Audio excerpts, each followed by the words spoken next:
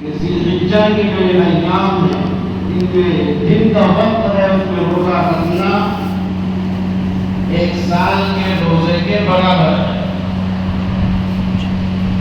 1 سال کے روزے کے برابر یہ رمضان کے اعتبار سے نہیں ہے بلکہ نوافل کے اعتبار سے. اور اس کی راتیں شب قدر کا مقام رکھتی ہیں.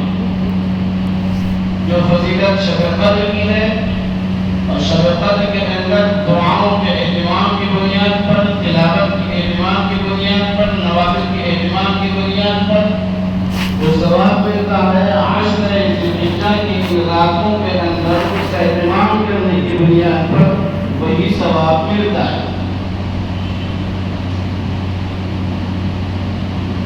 ایک بات تو یہ. دوسری بات یہ ہے کہ عشر ذوالحجہ کی جو 10ویں تاریخ ہے اور پھر 10ویں تاریخ، 11ویں تاریخ، 12ویں تاریخ، ان ایام کے اندر بندہ مومن اللہ کے حضور میں قربانی پیش کرتا ہے. نبی کریم صلی اللہ علیہ وسلم سے 5 صحابہ اکرام نے سوال کیا، اللہ کے رسول یہ بتا دیجیے کہ قربانی کیا ہے؟ آپ نے فرمایا سنت ابیکم ابراہیم، یہ تمہارے باپ ابراہیم علیہ السلام کی سنت ہے. انہوں نے اللہ کے حکم کی بنیاد پر اپنے نور نظر، اپنے نظر جگر حضرت اسماعیل علیہ السلام کو قربان کرنے کی کوشش کی اور گویا اپنے اعتبار سے قربان کر دیا. یہ ان کی سنت ہے. سائل نے، سوال کرنے والے نے، جو صحابی جو نے کہا ہے اللہ کے رسول ٹھیک ہے یہ سنت ہے لیکن ہم کو کیا ملے گا؟ جانور قربان کر دیا، ہم کو کیا ملے گا اس میں؟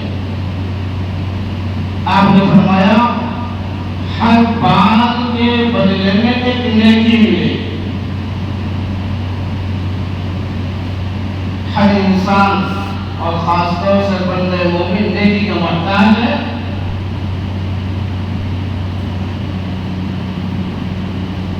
وہ اس بات کا محتاج ہے کہ ایک لمحہ ایسا گزرے کہ اس میں نیکی لکھی جائے. ایک ایسا عمل جس ایک عمل کی بنیاد بے شمار نیکیاں اس کے نام اعمال میں آئے. اس فضیلت کو سننے کے بعد کون انسان ہے جو اسے پیچھے ہٹے گا؟ انسان اپنے جسم کے بال کو گن نہیں سکتا ہے، سر کے بال کو گن نہیں سکتا ہے، تو پھر بکرے کے بال کو یا بھینس کے بال کو یا دمبے کے بال کو جو اللہ کے راستے میں قربان کر رہا ہے کیسے گر سکتا ہے؟ اور اصل گرنے والی بات نہیں ہے. بات اس لیے ہے کہ نبی کریم صلی اللہ علیہ وسلم یہ سمجھانا چاہیے، یہ بتانا چاہیے کہ اس عمل کا ثواب بے پناہ ہے. اتنا ہے، اتنا ہے، اتنا ہے کہ تم گن نہیں سکتے اور شمار نہیں کر سکتے.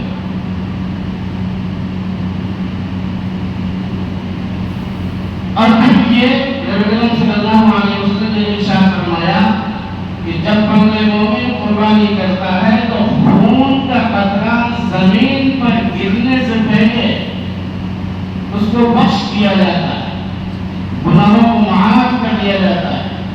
اور جب گناہوں کے معاف کرنے کی بات آئے تو یہ بات ہر انسان کے، ہر بندے مومن کے ذہن میں رہنی چاہیے کہ اس سے مراد وہ گناہ ہوتے ہیں جو صغیرہ گناہ ہے اور جن کا وہ عامل نہیں ہے، جان بوجھ کر کرتا نہیں ہے. اس لیے کہ صغیرہ گناہ بھی اگر اس کا وہ عامل ہو جائے، جان بوجھ کر کرنے لگے، وہ کبیرہ بن جاتا ہے. اور کبیرہ گناہ بغیر توبہ میں معاف نہیں ہوتے. اللہ کے حضور میں اس گناہ سے توبہ کرنا ضروری ہے. اور اگر اس گناہ ایسا گناہ ہے جس کا تعلق کسی بندے سے ہے، وہ بندہ چاہے مومن ہو چاہے غیر مومن ہو،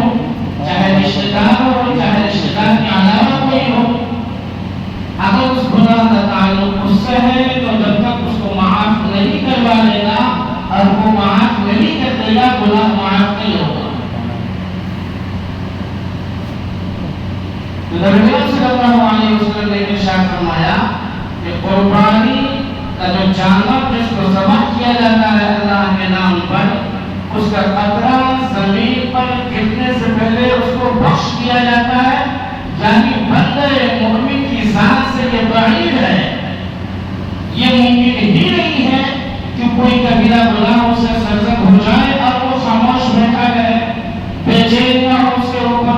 ہاں، جو گناہ اس کو معلوم نہیں ہوتے ہیں، انجانے میں ہو جاتے ہیں، تو وہ غافل ہوتا ہے اس سے، اس کی توبہ نہیں کر پاتا ہے، وہ ان اعمال کی بنیاد پر اللہ معاف ہو جاتا ہے۔ یہ کتنی بڑی فضیلت ہے! ایک طرف تو ہر بات کے بدلے اس کو نیکی مل رہی ہے، اور دوسری طرف خون کا قطرہ زمین سے پہلے پر گرنے سے پہلے اس کو معاف کیا جا رہا ہے۔ پھر یہ بات سمجھنی چاہیے کہ قربانی فرض کس پر ہے؟ کیا صرف وہ لوگ کریں جو بہت زیادہ مالدار ہیں، یا اس کو کوئی خاص نصاب ہے اور اس نصاب میں کون لوگ شامل ہوتے ہیں؟ یہ بات ذہن میں لینی چاہیے۔ علماء نے یہ بات لکھی ہے، فقہاء نے یہ بات لکھی ہے، سمجھایا ہے، ہر وہ بندہ مومن جو صاحب نصاب ہے۔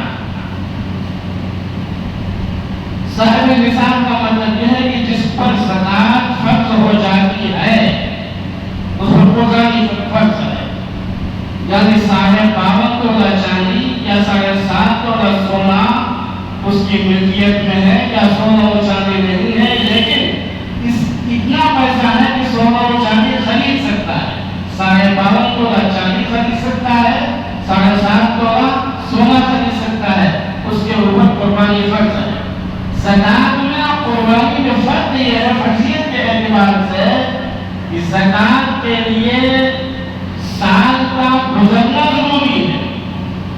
اگر سال مکمل نہیں ہوا ہے تو زکوٰۃ فرض نہیں ہوگی، لیکن قربانی کے لیے اگر ذوالحجہ کی تاریخ آ گئی ہے اور اس وقت وہ صاحب نصاب ہے، چاہے وہ 1 گھنٹے پہلے ہی پیسہ ملا ہو، اس کو 15 منٹ پہلے ہی اس کو پیسہ ملا ہو، اگر اس دن وہ صاحب نصاب ہو گیا ہے تو اس کے اوپر قربانی کرنا فرض ہے۔ ایک بات اور صحیح میں لینی چاہیے، بعض گھروں کے اندر یہ رواج ہے یا وہ سمجھتے ہیں اس چیز کو، دماغ میں یہ مسئلہ واضح ہے، وہ سمجھتے ہیں گھر والوں کی جانب سے، فیملی کی جانب سے اگر ایک آدمی قربانی پیش کر دے تو سب کی جانب سے قربانی ادا ہو جائے گی۔ ایسا نہیں ہے۔ اگر شوہر صاحب نصاب ہے تو اس پر فرض ہے، بیوی صاحب نصاب ہے تو ان پر فرض ہے، گھر کا کوئی اور انسان بیٹا صاحب نصاب ہے تو اس پر فرض ہے، بیٹی صاحب نصاب ہے تو اس پر فرض ہے۔ کسی ایک کے کرنے کی بنیاد پر وہ عمل کسی دوسرے سے ثابت نہیں ہوگا۔ بالکل ایسے ہی جیسے اگر ہم نے نماز فجر ادا کر لی ہے، ابھی عشاء کی نماز ادا کر لی ہے اور ہمارے بھائی نے ادا نہیں کی ہے تو ہمارے ادا کرنے کی بنیاد پر وہ نماز اسے ثابت نہیں ہوگی۔ شوہر نے نماز ادا کر لی ہے تو شوہر کے ادا کرنے کی بنیاد پر وہ نماز بیوی سے ثابت نہیں ہوگی۔ باپ نے ادا کر لی ہے اور بیٹے نے ادا نہیں کی ہے تو باپ نے ادا کرنے کی بنیاد پر بیٹے سے وہ نماز ثابت نہیں ہوگی۔ اسی طریقے سے جو لوگ بھی فیملی کے اندر صاحب نصاب ہوں گے ان پر قربانی فرض ہوگی اور ہر ایک کو کرنا ضروری ہوگا۔ اگر نہیں کرتے ہیں تو گنہگار ہوگا، اگر نہیں کرتے ہیں تو گنہگار ہوگا۔ پھر یہ کہ قربانی کن جانوروں کی ہونی چاہیے، جانور کیسا ہونا چاہیے، یہ بات تقریباً سبھی کو معلوم ہے کہ دمبا ہے یا بکرا ہے، بکری ہے، تو اس جانور کو ایک ساتھ مکمل ہونا چاہیے۔ اگر تھوڑا سا بھی کم کر گیا تو قربانی ادا نہیں ہوگی۔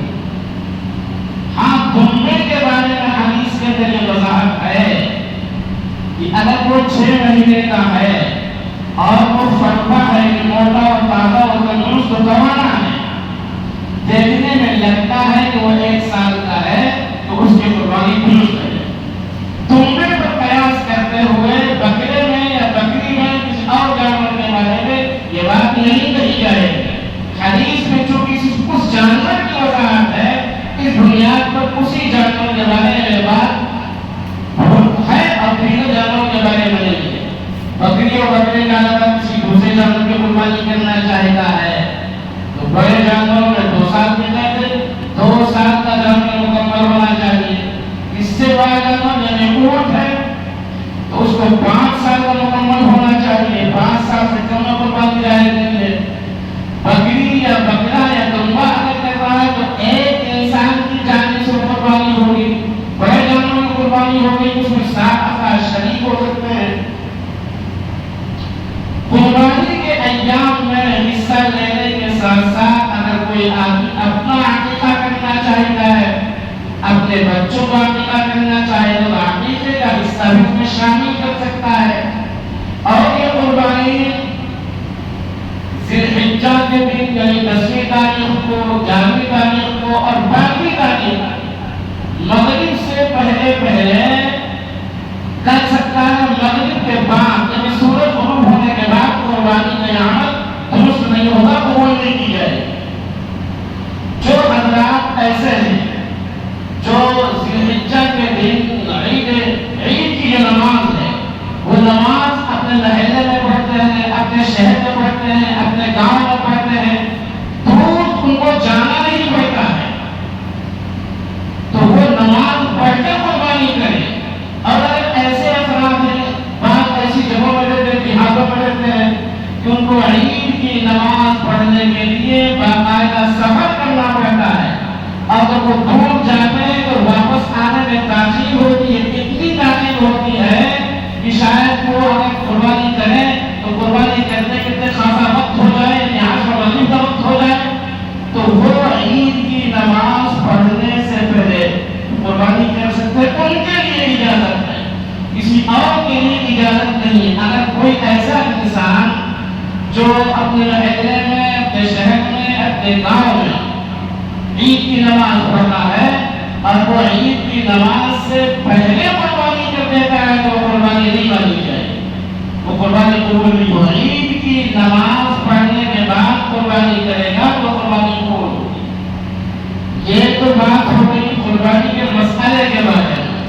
پھر ایسا جانور قربان کر دیا جائے جو جانور معیوب نہ ہو، اس کے اندر کوئی عیب نہ ہو، اور ایسا ہے کہ جس کی بنیاد پر وہ گھر سے قربان گاہ نہ جا سکے، کمزور پہنچ جاتا ہے، چل نہیں پاتا ہے، قربانی درست نہیں ہے۔ ایک سینگ ٹوٹ گئی ہے، قربانی درست نہیں ہے۔ کان کٹ گیا، قربانی درست نہیں ہے۔ پیر ٹوٹ گیا، قربانی درست نہیں ہے۔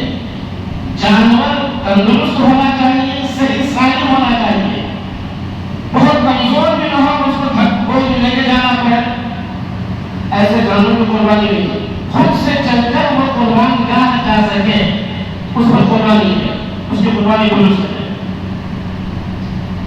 یہ بعض حضرات یہ اعتراض کرتے ہیں جو اپنی عقل کا استعمال زیادہ کرتے ہیں اور شریعت کے احکامات کو اپنی عقل کی ترازو پر توڑنا چاہیے۔ قربانی کرنے سے کیا فائدہ؟ لاکھوں کروڑوں اربوں پیسہ ایک دن میں بہا دیا جاتا ہے۔ اس سے بہتر ہے کہ ہاسپٹل تعمیر کر دیا جائے، اس سے بہتر ہے کوئی رفاہی کام کر دیا جائے، کوئی اسکول کالج کھول دیا جائے۔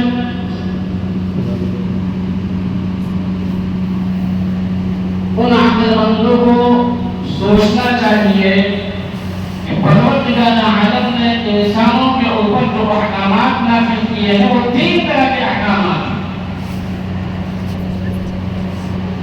ایک حکم وہ ہے جو انسان کے اندرون سے اس کا تعلق ہے، انسان کے باطن سے اس کا تعلق ہے۔ دوسرا حکم وہ ہے کہ اس کا تعلق انسان کے اپنے جسم سے ہے، اور تیسرا حکم وہ ہے جس کا تعلق انسان کے مال سے ہے۔ قرآن کریم میں کہا گیا ہے جب آپ قرآن کھولیں گے اور قرآن کریم کے اندر جو پہلا پارہ ہے اس کو پڑھنا آپ شروع کریں گے تو کہا ہے ہدی للمتقین الذین یؤمنون بالغیب ویقیمون الصلاۃ ومما رزقناہم ينفقون. یہ قرآن کتاب ہدایت ہے ان لوگوں کے لیے جو متقی و پرہیزگار ہیں. متقی و پرہیزگار کون لوگ ہیں؟ جن کے اندر یہ تین صفات پائی جاتی ہے.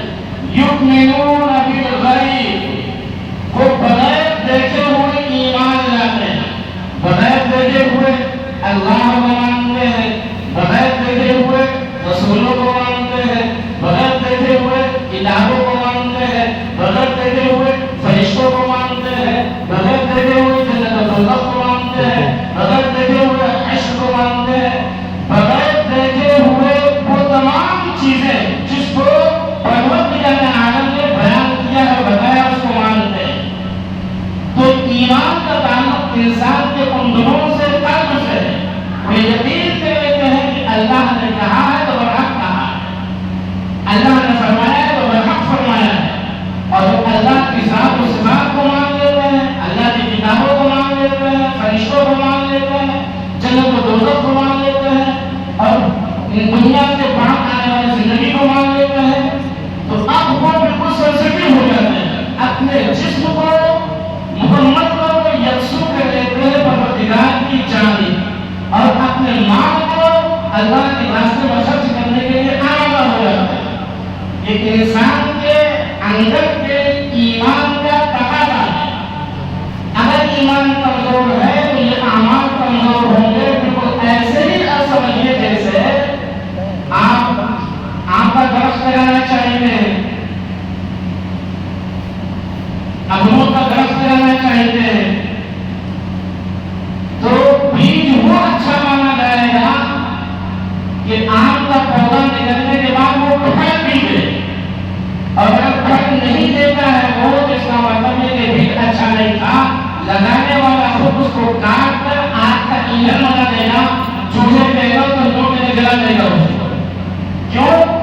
اس لیے کہ وہ چیز جو اندر تھی مٹی کے اندر دکھائی نہیں دے رہی تھی، جس کو مولو مٹی کے اندر دبا دیا تھا، اس نے کھوپڑ نکالی، تلاوت درخت بڑا، لیکن اپنا پھل نہیں دے رہا ہے. اس کا قابل قابل نہیں ہے، وہ اس قابل کے تندور کے اندر ڈال دیا جائے.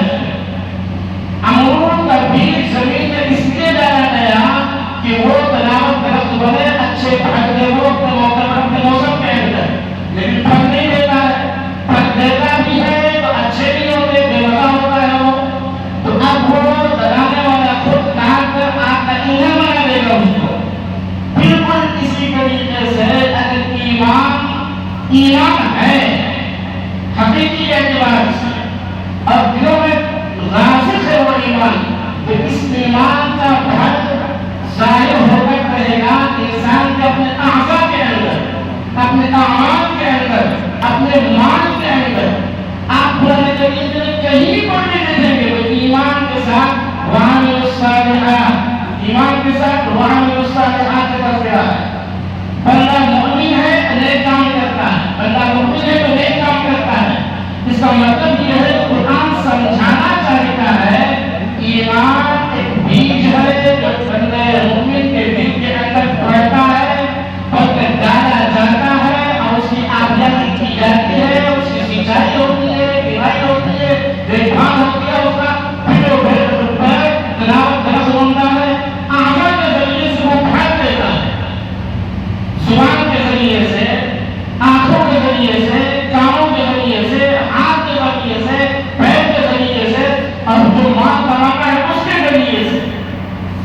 تو پروردگار عالم نے اس آیت کے اندر یہ سمجھایا ہے کہ قرآن کریم سے فائدہ وہی لوگ اٹھا سکتے ہیں. یہ کتاب ہدایت انہی کے لیے بن سکتی ہے جن کے اندر یہ تین صفات ہوگی. یؤمنون بالغیب ویقیمون الصلاۃ ومما رزقناہم ينفقون.